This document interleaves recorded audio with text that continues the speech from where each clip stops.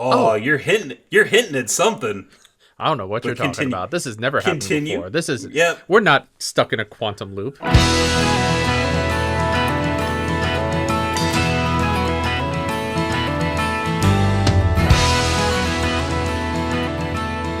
Hello and welcome to JudgeCast. This is episode 350. I'm one of your hosts, Bryan Perlman, and I am joined this evening, afternoon, morning drive to work by the one and only Charles Feather.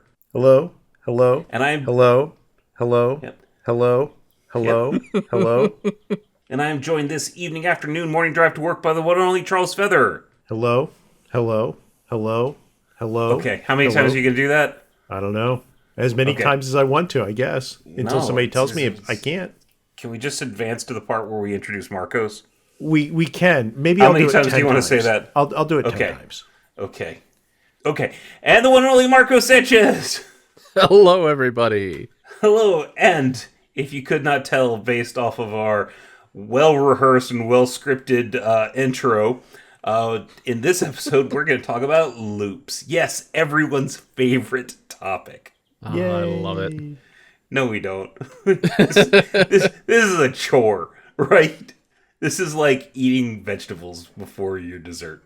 Judge vegetables vis-a-vis loops. Judge vegetables. Yes. All right. So, let's start with defining what a loop is. What does the CR say about loops? CR doesn't actually say a lot about loops. It's mostly written into the MTR, but in the CR, nearly all of the rules around loops are in the taking shortcuts section of the rules, which, kind of makes sense because first thing that happens when somebody wants to perform a loop is they try to shortcut all the way through that loop because, I got the win. Why are you making me do this? Yeah. The word loops appears a total of 4 times in the CR, and it just Wow. says, yep, and it just says, the tournament shortcuts use a modified version of the rules governing shortcuts and loops. Great, okay.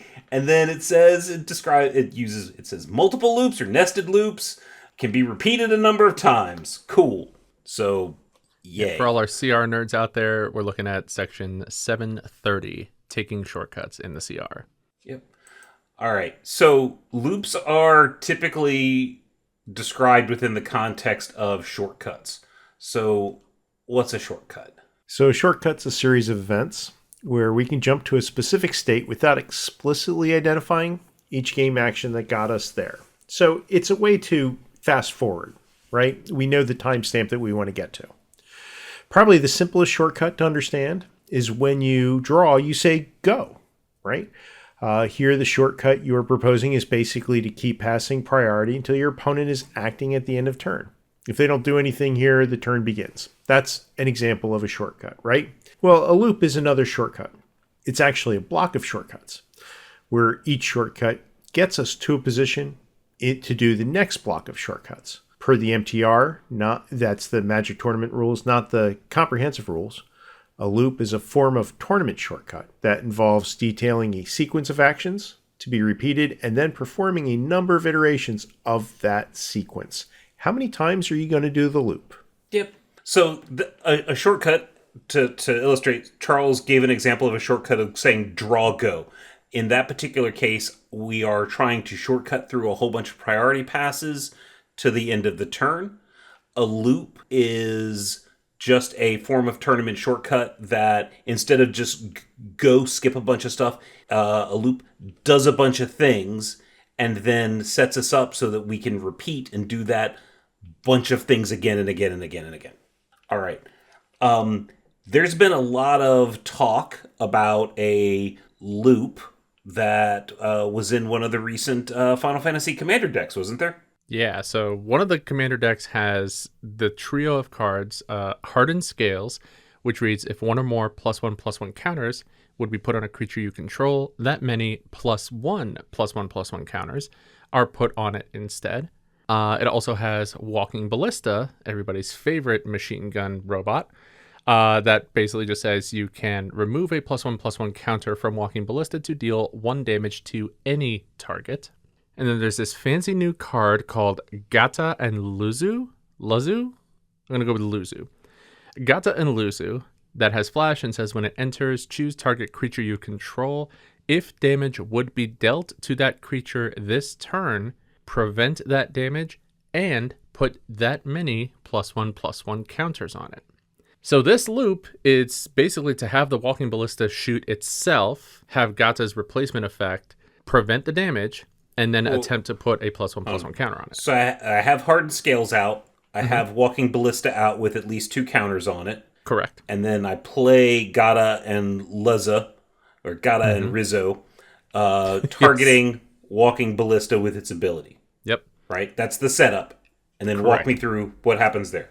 So the replacement effect is applying to Walking Ballista, saying that if it would be dealt damage, prevent it, and then put that many 1/1 counters on it that are equal to the number of damage that was prevented.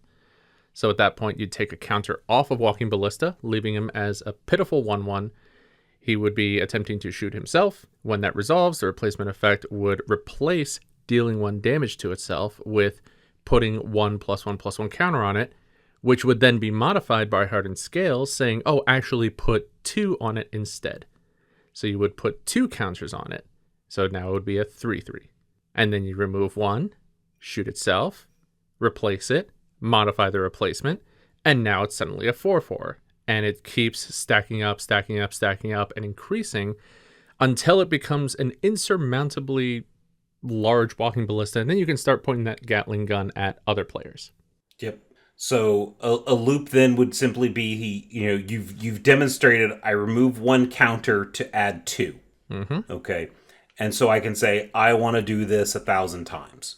Why not? And instead of doing that shenanigans 1,000 times, we just jump to the end state where we know what the board looks like after 1,000 times of doing this loop. Exactly. Instead of sitting there and literally fiddling with all of your dice, pulling out, dumping an entire bag of dice onto the table. We all know that player who does that, by the way. Yeah. So and counting it out individually. Why is everybody looking at me and my stack of goblin tokens? I want to know. Anyway.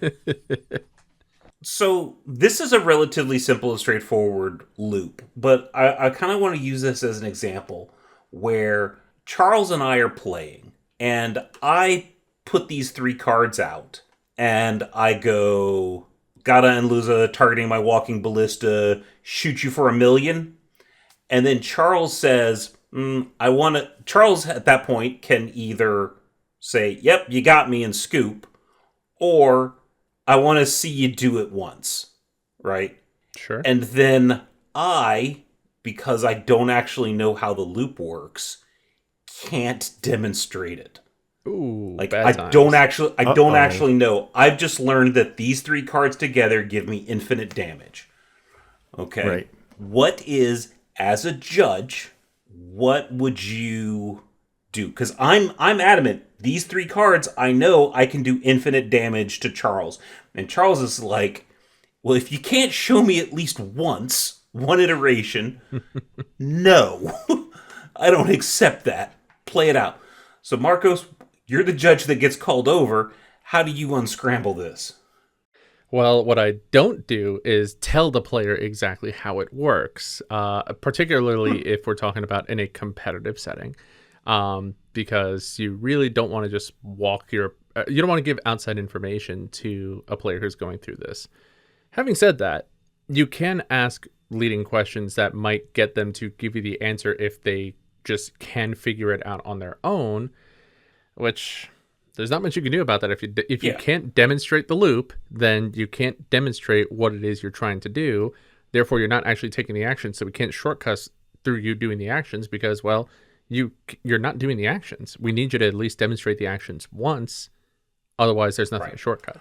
Right. So in this particular situation where you have a player like me, okay, that doesn't know how this works, some things that you might say to the player is just like, all right, I can't explain to you how the loop works. That would be providing outside assistance. I can, however, answer specific rules questions. So if you have a rules question I can answer, more than happy to do so.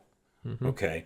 And then they're probably going to ask you some variation of, okay, my rules question is, how do I make this work? You know?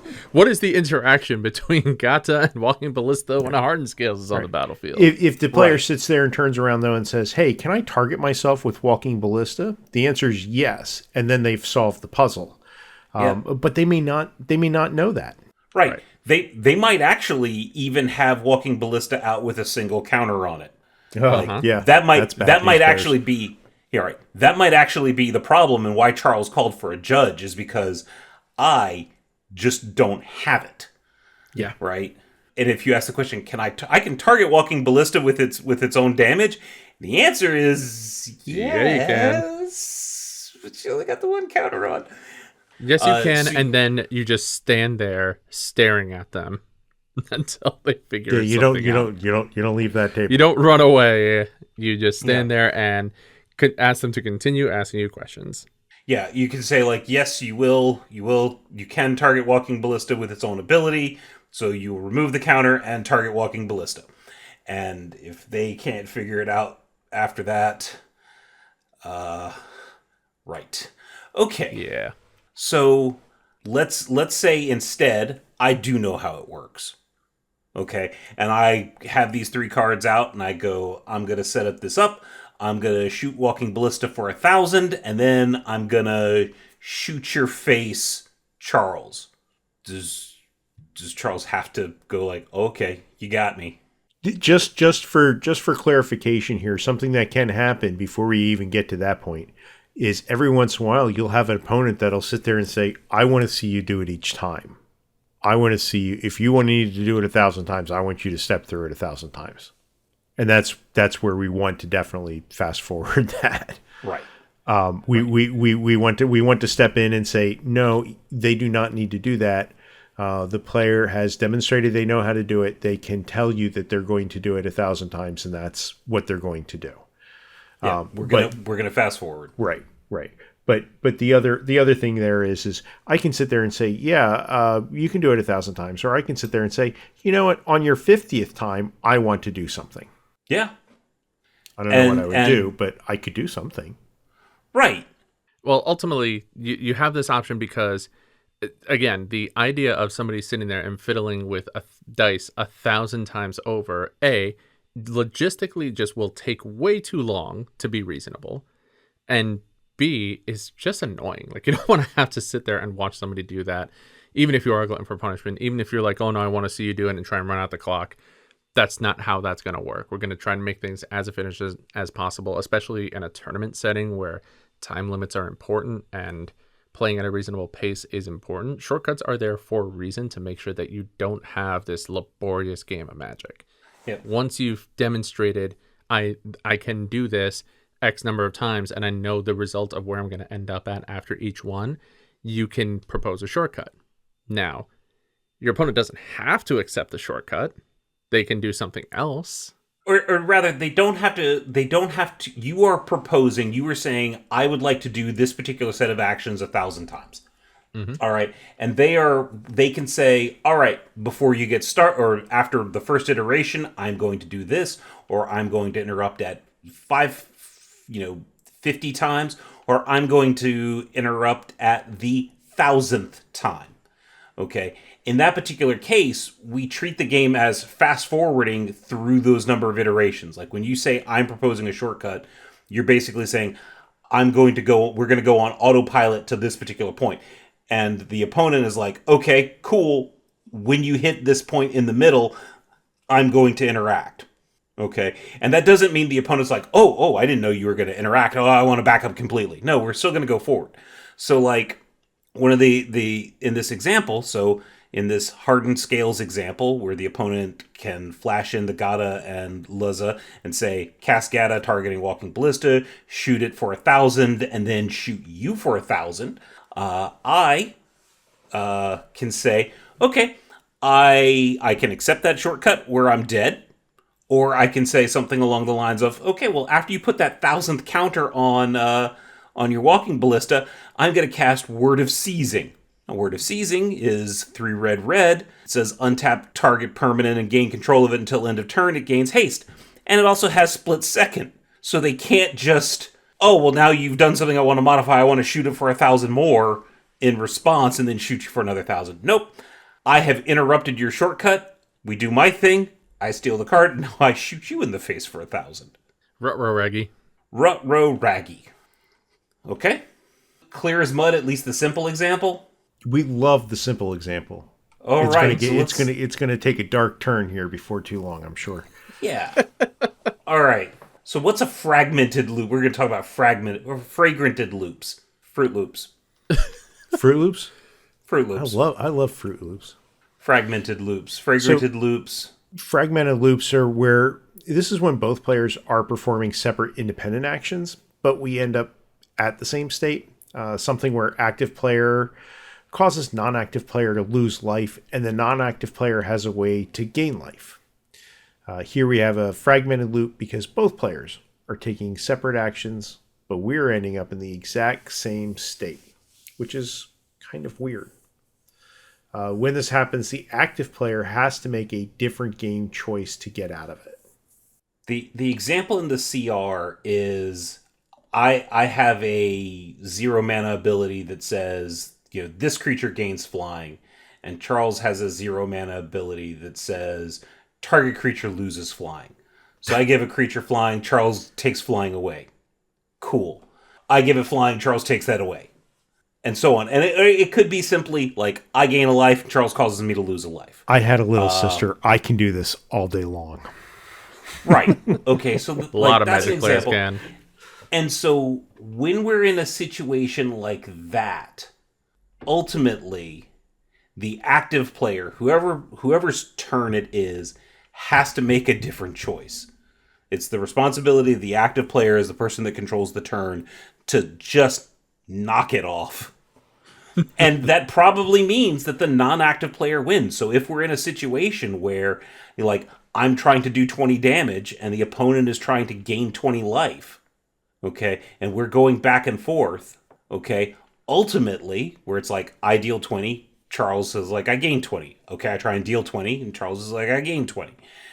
And we're just putting things on the stack. The active player, eventually have to stop, which means Charles effectively got the last word. Okay? And that can change if it's Charles's turn and we try to have the exact same interaction, then I get to have the last word in that chain. Okay? Timing matters, kids. Yep. So basically, if you're going to start doing a loop, be aware of whose turn it is when you start, because that can control who has to stop doing shenanigans first. Okay. So, but what's this I hear? I've heard crazy things about games getting in states where the game just infinitely loops, and what happens then if the game gets in an infinite loop? So the only way it could really go into an infinite loop is if the loop only contains actions that are absolutely mandatory. So there is nothing else you can actually do. Then the game actually just turns into a draw. One of the ways that people describe this is, let's say somehow somebody turns a caged sun into a land. There's only one way that we can do this. And of course it involves life and limb. But Caged Sun says, whenever a land's ability causes you to add one or more mana of the chosen color, add one additional mana of that color, and then you tap it for mana. Well, you tap the land for mana, its triggered mana ability will trigger, and then it will trigger off itself again and again and again and again and again, and it's mandatory. You can't stop this. This isn't something where you can say you may add an additional mana. This is going to continue to trigger every single time if Caged Sun is a land. So at that point, there's no chance for you to stop it. So the game just ends in a draw because, well, you just blue screened yourself. Blue screen yourself is a really good way of describing it. What's happening there is you've gone into this loop and there's no pulling out of it, right? It's just going on and on and on and on. And there's no option. There's no choice. There's no last exit before you hit that toll on the parkway. A Jersey boy would make that reference, but it fits, right? You're stuck. You're going. You've entered this point. You've made this point you've entered a point of no return, and the only way to end the loop now is to actually end the game. And when you have to end the game because of a loop, it's a draw. So if you're actually, let's say it's game one and you go into a loop, that game, for all intents and purposes, of when we're looking at a first to 2 wins, that game basically didn't happen, and we're starting over again, basically. We start another game, yeah. We start another game. So, next up in the rules that talk about loops is, okay, well, that right there, we talked about a loop that contained only mandatory actions. Okay, and these were examples that happened at like faster than instant speed. Like neither one of these were using the stack. There was no point of interaction. But let's play pretend that there was a point of interaction in the middle. Okay, where I could do something to the caged son to break out of the loop.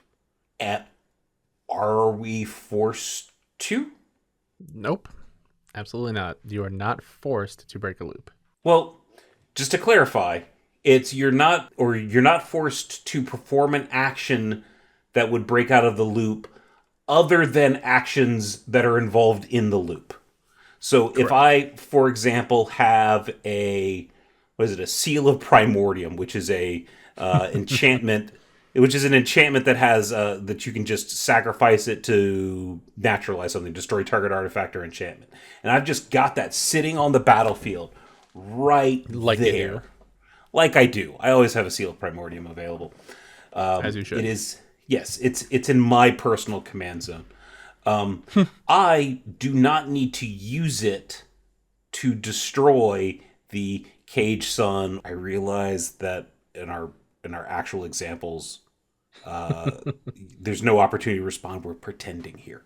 Okay, yeah. I am not forced to use that seal of primordium to break out of the loop. If I have a card in my hand, I am not forced to do any of that stuff. If I had something that could cause me to make a change or make a different decision using cards involved in the loop, then yes. But stuff outside the loop, no. Right, because some people might get confused by that. Like, why would that be the case? And part of that just has to go with like your agency in the game. You have agency to continue the game however you want. And also, how do you enforce that? Like, I don't know if Bryan has a naturalize in his hand. I don't know. Like, if he has mana untapped, does that mean he has to cast it? But when he doesn't have mana untapped, does that mean he doesn't have to cast it? Like, you just have too much agency in the game to force you to do any action that's not directly involved with the shenaniganry of this merry-go-round that you just put yourself into. All right. Or at least at the kitchen table. Yeah. So we're like 20 minutes in, and that's all the CR has to say about loops. We're all done, right? Oh yeah. If only. Yeah. Wait, what? Oh, yeah. That's right. Everybody. There's the MTR, which has so much to say about loops.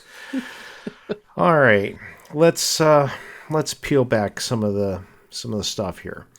The first thing that the MTR has to say about loops is it says a loop is a form of tournament shortcut that involves detailing a sequence of actions to be repeated and then performing a number of iterations of that sequence.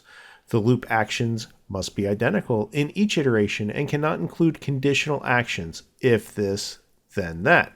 So, exiting a loop can be conditional. We've talked about that. We've described that already. If I'm going to scry my whole library until I find a card that I want, then stop. That's conditional. That's something you can do. That's something you can do. In fact, you can say, I'm going to scry my library until I find the one island I have left. Well, in that case, just turn your library over, find that, and that's how many times you've scried. You just do it. It's done, right? Well, you wanna say the shortcut is I'm gonna scry through my library one time completely, and then scry through my library until I get to the island. That's the shortcut that lets you kind of like flip over and look at your deck in order. Yeah. Right. Now I want to clarify something that Charles said. Okay. Because it sure sounds like I'm going to scry until I find my island. Sure sounds like a conditional action. Oh, is it? Okay. Well, it sounds like it, right? does. It's like if it's because it says if this then that. Yeah. If I find an island, then stop. Sounds like conditional, but that's not what this bit means. What this means is like I'm going to perform this loop, and if I find this card on top, then I'm going to do these other actions. But if I find this other card first, I'm going to do this other set of actions that gets me back into a state where I can start continuing to scry again. Okay? Like, the ability to stop a loop and exit early is always fine. I'm going to do the loop until I hit this point and then exit out. Okay? As long as the game state can be figured out, which is from here. It says, a loop is a form of tournament shortcut that involves detailing a sequence of actions to be repeated and then performing a number of iterations of that sequence.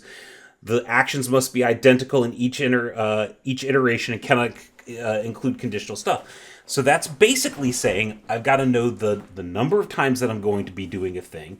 And because it is a detailed sequence of actions that can be repeated, I have to kind of know my entry point and I have to get to a known exit point. Okay? I can't just get to an exit point where like some of the stuff is known, but there's a whole bunch of other factors that are unknown. Right? Yeah, you have to be able to say exactly what the game state is going to look like after you've done this precise number of iterations of that sequence of actions. And that's going to be Scry relevant in a down. bit. Yeah. All right. But it's kind of not really spelled out in this point, and that's why I'm just kind of pointing it out here, because you have to be able to say what it's going to look like, because otherwise it doesn't qualify as a sequence of actions that you can perform a number of iterations of that are identical. All right. So the first bit after the definition, we've got a sentence here that says, if no players are involved in maintaining the loop, each play and this is when it says if no players are involved in maintaining the loop, that means the game is just doing game things. Like it's killing this creature, then bringing it back so that it can die again, so it's bringing it back so it can die again, and the game's just chugging along doing that kind of thing. I die, I live, I die again. Right. I die, and I the players live, are I die just again. watching this happen, and the players are just watching it happen. Then each player, in turn order, chooses a number of iterations to perform before they're going to take an action to break the loop. Okay? Or that they wish to take no action. So if this is, it dies, it comes back, it dies, it comes back, and I'm watching this happen, and Charles is watching this happen, and I'm like, I'm going to let this happen 100 times, and then I'm going to do something. Right? And Charles, Charles is like, okay, I got nothing.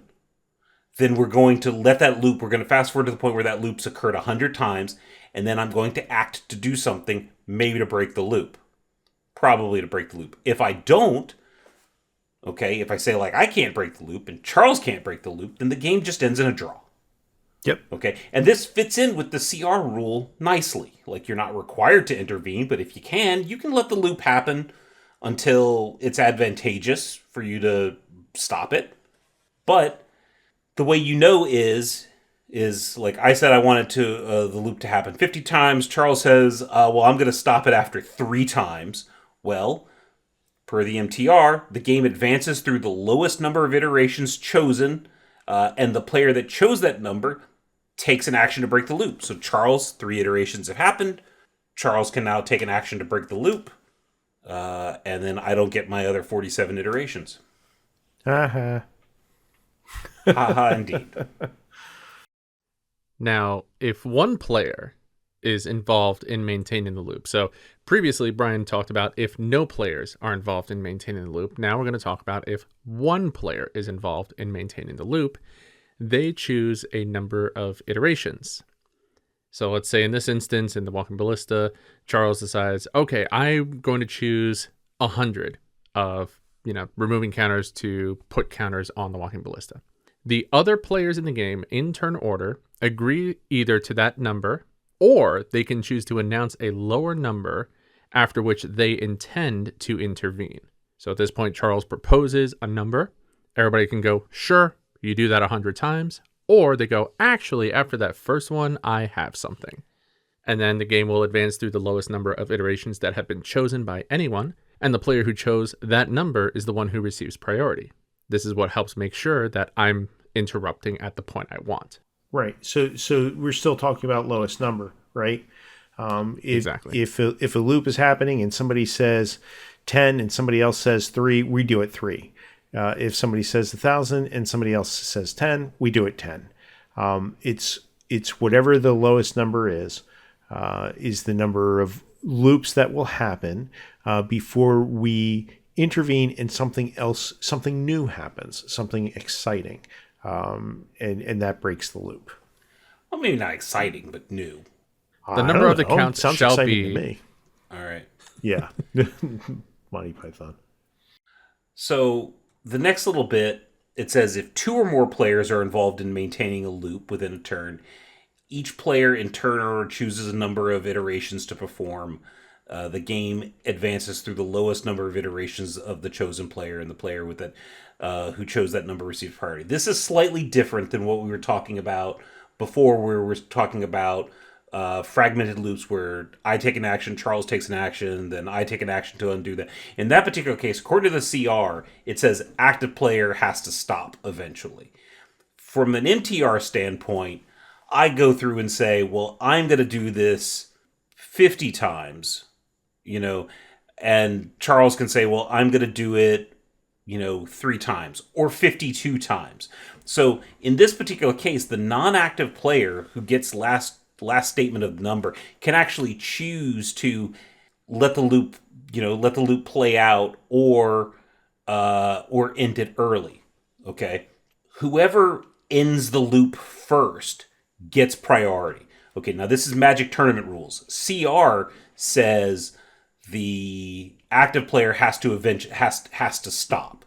Okay. Tournament rules says, we're going to advance to the lowest, but non-active player gets to choose last, so they actually can control whether or not active player has to stop first or not. Okay, little semantic-y difference. Hope that's clear. Clear as mud. Clear as mud. So one of the prime examples of this is I have out a kitchen finks and I have a way to sack it and gain infinite life, and Charles has a murderous red cap where he can sack it infinite times to deal me infinite damage, right? And I go and in this particular case, I'm like, I sacrifice it 1,000 times, gain 2,000 life. Charles sacks his creature 1,000 times, dealing 2,000 damage to me. It's basically the exact same as the I gain a life, you cause me to lose a life scenario, only the numbers are bigger, right?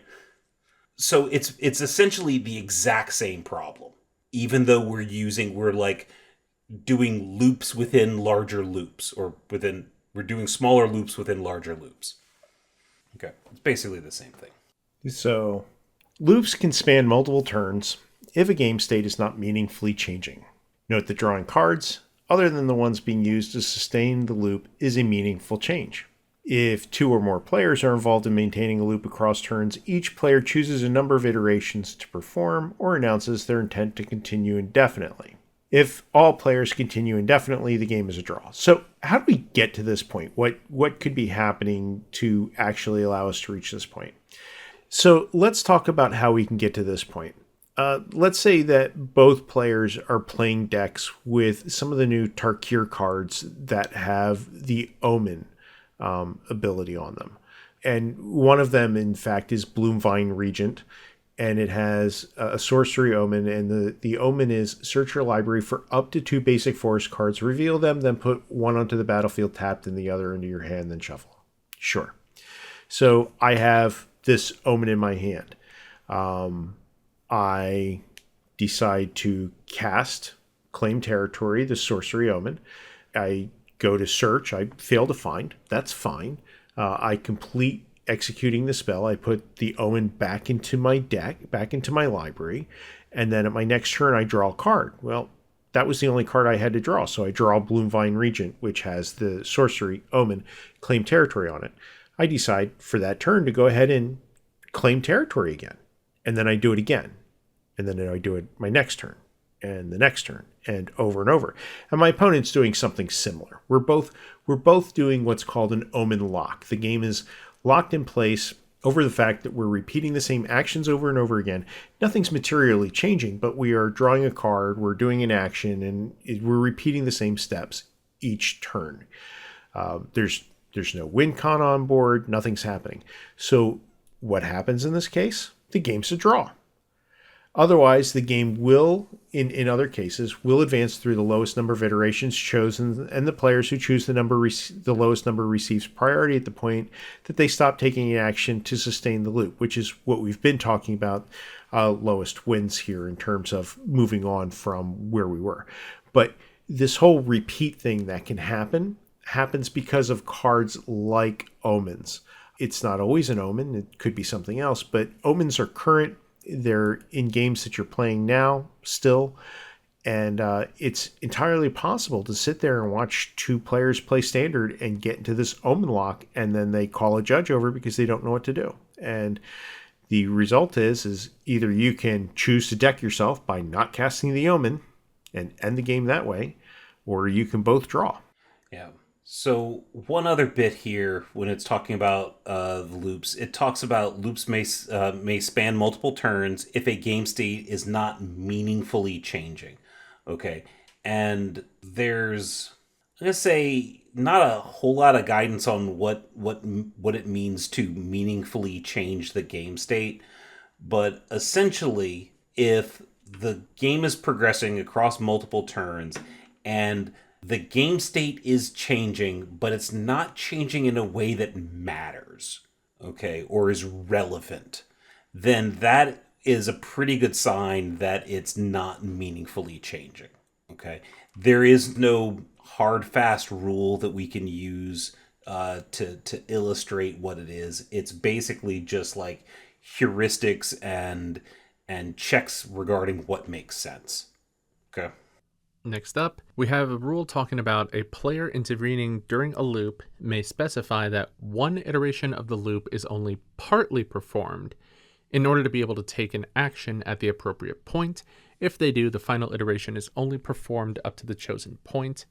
This really comes in when, again, your loop might have multiple steps to it. So let's say I tap a thing to generate a mana that I then activate this ability to untap another thing. So there's multiple parts to this process. Now you've demonstrated a loop that says tap, then use mana to activate this ability, targeting this, which will then untap and then repeat. Now Charles can interrupt my presented shortcut by saying, okay, you wanted to do that 100 times. I'm going to stop you after you've tapped it for mana after the third time. So the first 2 times that I go through that loop, they will be performed just the way I explained it. Tap, use the mana, activate, targeting this, untap. But then on the third iteration, he can stop halfway through because something he wants to do has to be done at this specific point. So just because I started a loop cycle doesn't mean that every loop cycle has to finish before another player can intervene in your loop. Right. Because a loop is just a sequence of events that we've decided upon repeating. So those sequence of events, they happen part A, part B, part C. Some loops are 2 cards. Some loops are 4 or 5 or 6 cards deep. Oh, bless you. Get in the comments and tell us how big your biggest loop was. Yeah, but at any point in time in that loop, you can ask for priority. You can say, it's at that third loop, after the second action that you're going to do, that's when I want to do something. Well, that's fine. Yep. The next one is the boogie-men, isn't it? Yeah. So I'll tackle this one. So we talk about, this section is probably the one that players argue about the most. Non-deterministic loops. Loops that rely on decision trees, probability, or mathematical convergence may not be shortcut. A player attempting to execute a non-deterministic loop must stop if at any point during the process a previous game state, or one identical in all relevant ways, is reached again. This happens most often in loops that involve shuffling the library. Okay, so let's talk about what a non-deterministic loop is. So in our example with Walking Ballista, that is deterministic, okay? Meaning I have an entry point and I know what the exit point is. Even a scry 1 where it's like, I'm going to scry until I get an island, or I'm going to scry through my library one time completely, and then I'm going to scry until I get the island. Okay, that's something we can shortcut. We can flip the library over, we look at all the cards, we look at where the first island is, we put all the cards on the bottom, island on top, boom, we go. Okay, we know, or we can figure out at the end of the loop where all the objects in the game are.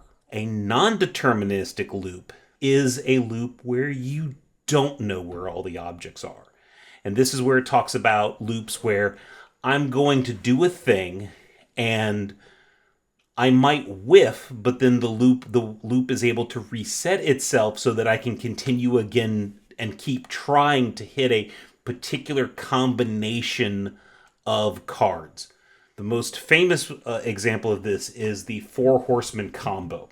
Okay, and I'm going to attempt to explain this, but the setup is you're going to have a combination of things, and you're going to start milling yourself. And what you need to have happen is you need to be able to mill yourself such that you have 3 Narcomoebas in play, and then in the graveyard, you have a Dread Return, a Shroom, and a Blasting Station in your graveyard. And that all needs to happen before you hit an Emrakul. Okay, because an Emrakul is going to shuffle your graveyard back into the library. So basically, you go through the loop, and one of two things is going to happen. You're either going to reach a point where you have the 3 Narcomoebas on the battlefield, the Dread Return, the Shroom, and the Blasting Station in the graveyard, or you're going to hit the Emrakul. And you don't know which when you start the loop. But if you hit the Emrakul, it resets everything. It reshuffles your library, and you get to try again. Okay? And if you hit your 3 Narcomoeba, Dread Return, all that, then you can stop and do your other and kick off another another iteration of this where you use the Blasting Station to ping your opponent for 1. Okay, this is what's called a non-deterministic loop because, okay, I performed this loop 1,000 times. How much damage did I do to my opponent? We don't know. There's no way to figure it out after 1,000 times because we don't know if you were able to do 1 point of damage to your opponent or you hit the Emrakul. What percentage of the time? No way to know. Not unless you go through each individual action and have to physically walk through it. Right. And so you can't say, well, if I just do it enough times, then I'm going to deal the 20 damage. That's the relying on mathematical convergence. If I do this loop 1 billion times, I'm probably going to be able to do 20 damage. Yeah, probably, but not definitely. Plus, what if your opponent wants to interact when you have two Narcomoebas on the battlefield and a Dread Return, a Shroom, and a Blasting Station in your graveyard? And they want to do something to exile one of those Narcomoebas. How do we tell which happens first? Right? You can't. So since we can't do it, we don't allow it. Yeah, and no arguing about, oh, Judge, if I do it enough times, it's mathematically sure that it will happen. And you go, actually, it's not. You can kind of get approaching infinity with this, but there is a chance that it could just not happen no matter how many times you do it. Will it happen 50 times? Will it happen? Will it happen in 50 times? Will it happen in 500 times? Will it happen in 5,000 times?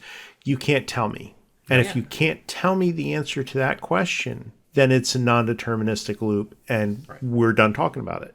Yeah, and going back to that early example where we're talking, or the very first part of loops in the MTR, where it's defines, the loop actions must be identical in each iteration and cannot include conditional actions.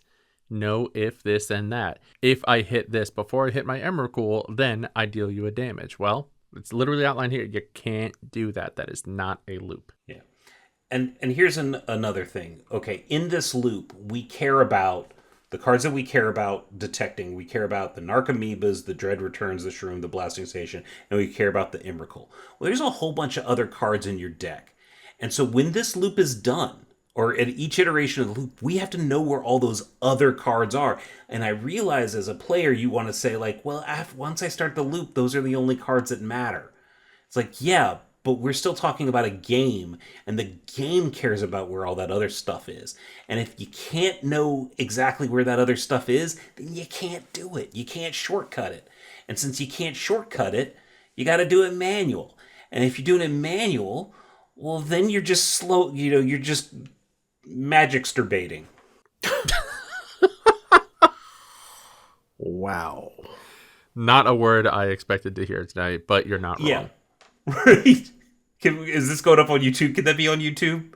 That can absolutely, of all of the things, yeah, that absolutely can go on YouTube. Have you seen some of the things on YouTube? Get out of here. It's not even a real word. It's fine. It's not. Okay. So, I want to jump in on the next one because this one right. is one of my favorites. Yeah, please. So some loops are sustained by choices rather than actions. In these cases, the rules above may be applied, with the player making a different choice rather than ceasing to take an action.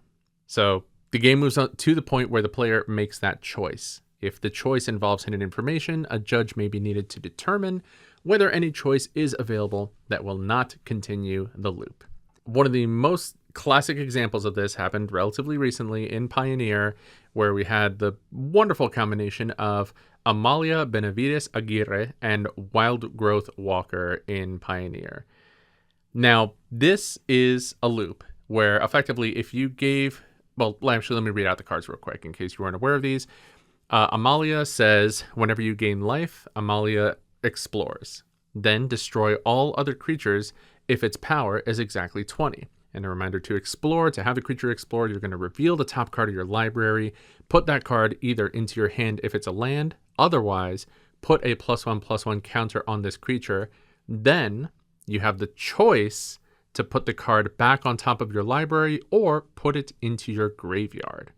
And then Wild Growth Walker says, whenever a creature you control explores, put a +1/+1 counter on Wild Growth Walker and you gain 3 life. Starting the whenever you gain life cycle here. So the big thing here is if you were to give Wild Growth Walker indestructible while you have both on the battlefield through some combination of effects, then what will happen is your Amalia will get up to its power being exactly 20. That trigger will resolve, try and destroy all other creatures, but the Wild Growth Walker is sticking there with its indestructible self and just saying, all right, keep doing your thing, superstar, and then gains you another 3 life, and then you go, oh, I have to keep doing the thing. And so you end up inevitably stuck in a loop. But here, you have a choice.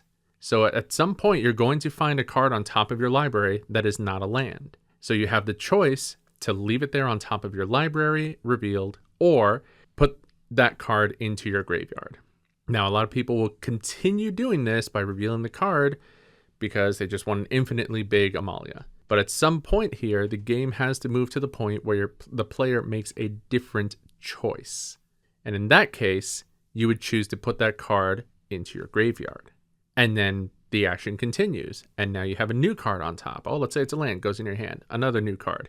And again, the loop continues until inevitably you end up milling your entire library before you can continue on from here. Yeah. Every time you just start revealing a card and leaving it on the battlefield, after a certain number of times, you've got to make another decision, and that decision is put in the graveyard, and then we go on. So, yep. Eventually you're going to mill yourself out. And where this becomes, I say, like relevant or different, like either way, okay, the game is still going to end in a draw if the combo continues to, or if the loop still continues. The different interaction point here is the opponent now. Because, again, the opponent can, if they have the ability to interrupt the loop, they can choose when they're going to do it. And I'm going to choose to interrupt this loop when Marcos is completely milled out from the Amalia combo so that I can kill the Amalia, and then on his next turn, he's going to die because he can't draw a card. Yep. Totally valid. Yep. So, choices.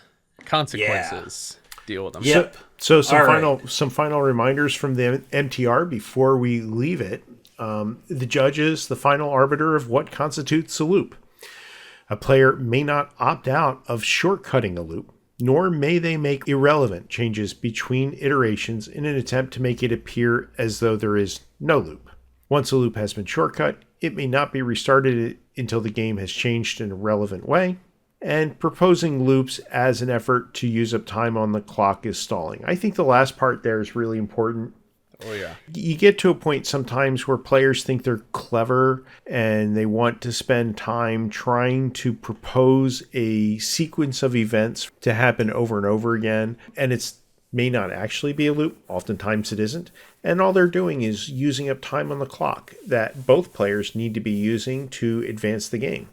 If one player is noticeably spending time doing this, it's likely stalling. And we need to investigate it for such. Now, I do want to point out one thing that occasionally comes up in discussions online, which is it stalling if my deck has no win condition, i.e., I've got hit with extra paid or something like that. So okay, it's a meme deck, right? It's a deck that has no way of winning. No, I was saying my deck got hit by an extra pate and all my win conditions have been removed. Okay, now it's a meme deck. Or turns you into a meme deck inadvertently. Right. Or there's an enchantment on the battlefield that's got me locked out and I don't have any enchantment removal in my deck. If you're still playing the game and you're still completing regular game actions, you're fine. Right. You're fine. So even if my turn is draw go. Right. Okay. I am not this is not a fragmented loop. Okay. I am drawing my card. I am taking my turn. Okay. I can't do anything effectively with it, but I am not stalling and I am not maintaining a loop. Like just taking your turn is not a loop or not a fragmented loop. I realize that this is kind of in a way it's, well, you're just getting, you're not changing the game in a meaningful way. You're just taking the turn. No, it's not that. It's just taking your turn. You're allowed to always take your turn. You might not be able to do anything with it, but you still can take your turn. Yeah, again, the game gives you agency. I can't tell you how many games of Limited I've played in the last year where, I get to a certain point, I'm going to die. I'm dead on board. My opponent's going to get me. But I don't have to sit there and concede on the spot. I can wait a couple of turns and make them show me things that are in their hand. Mm-hmm. It's something I'm learning something for game 2 in those cases. There's no reason for you to absolutely, who is it, LSV or somebody that says play to your outs. You should always allow them to still mess up, which is possible. They can always deck themselves or something ridiculous. But you just don't have to do it. Your outs are thoughts and prayers. Yes. Yes. All right. So, Marcos, you actually have from CEDH land something that looks like a loop but isn't. Correct. So we have one card, Frenetic Efreet, and this time I'm not going to read the card. I'm going to read the Oracle text because this is an oldie but a goodie. This time. Anyways. Right. Oh. Wow. Frenetic Efreet has an ability that says 0 mana, flip a coin. If you win the flip, this creature phases out. If you lose the flip, sacrifice this creature. And then there's another card called Tavern Scoundrel. And this comes up quite a bit in CDH decks, especially with some decks that care about coin flipping mechanics. But Tavern Scoundrel just says, whenever you win a coin flip, create 2 treasure tokens.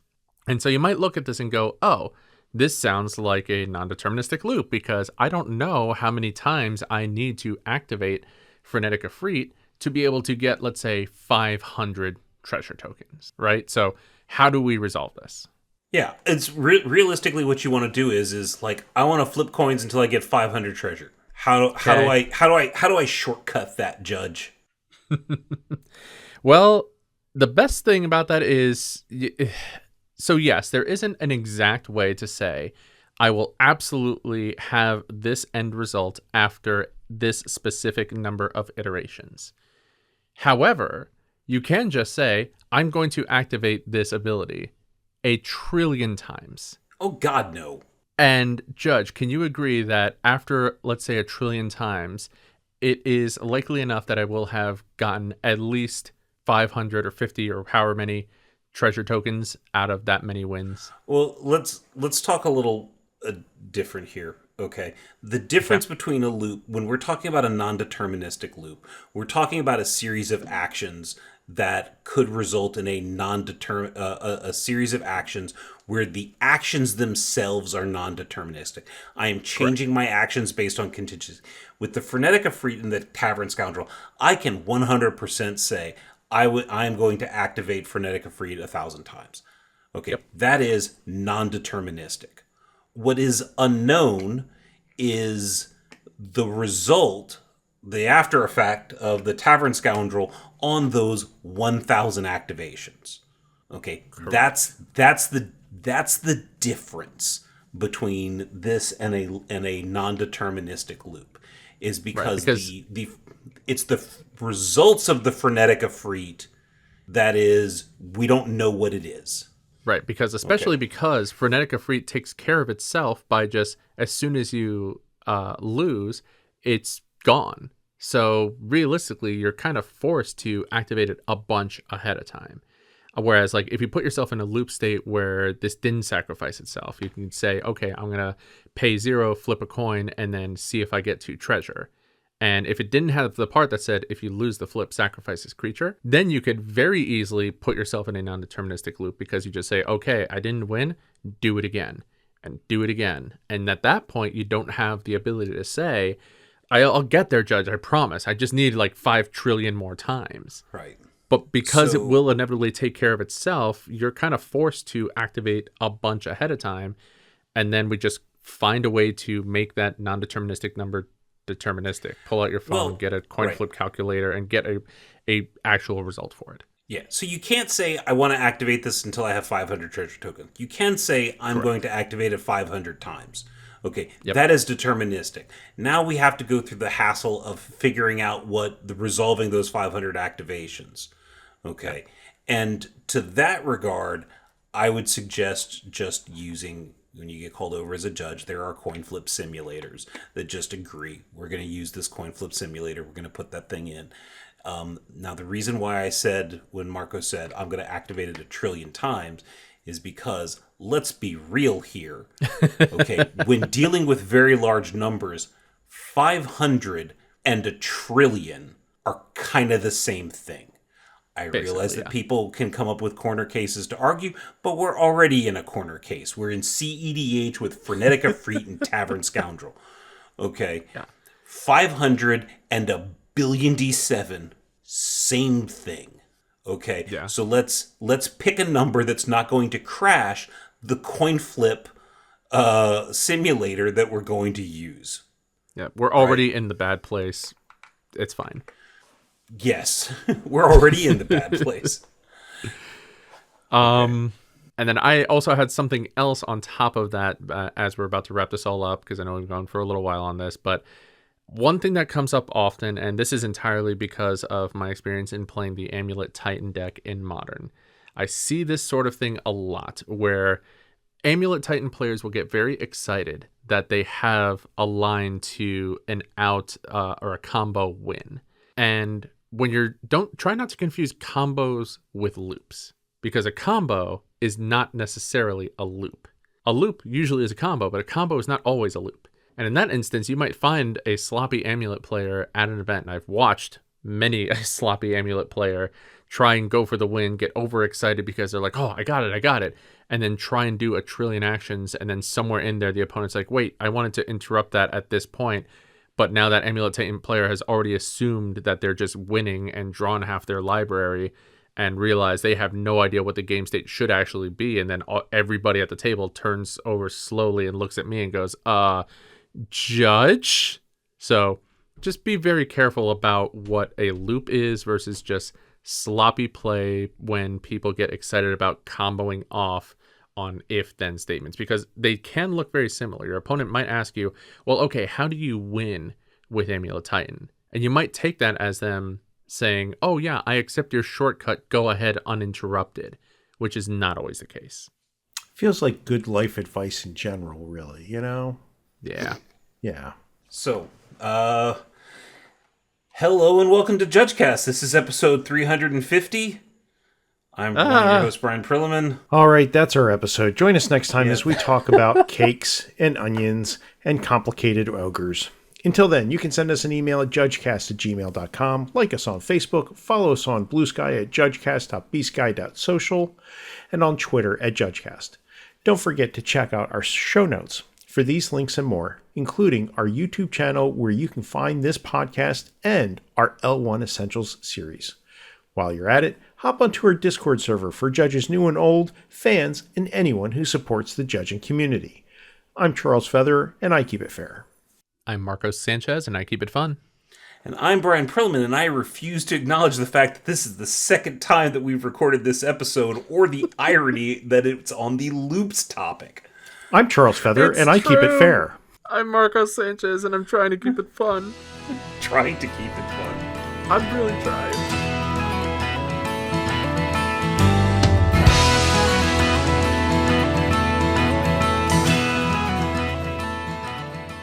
Oh, you're hinting at something.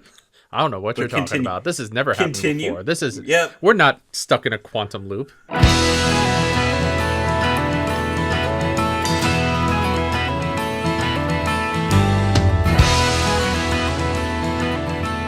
Hello and welcome to JudgeCast. This is episode 350. I'm one of your hosts, Bryan Prilliman, and I am joined this evening, afternoon, morning drive to work by the one and only Charles Feather.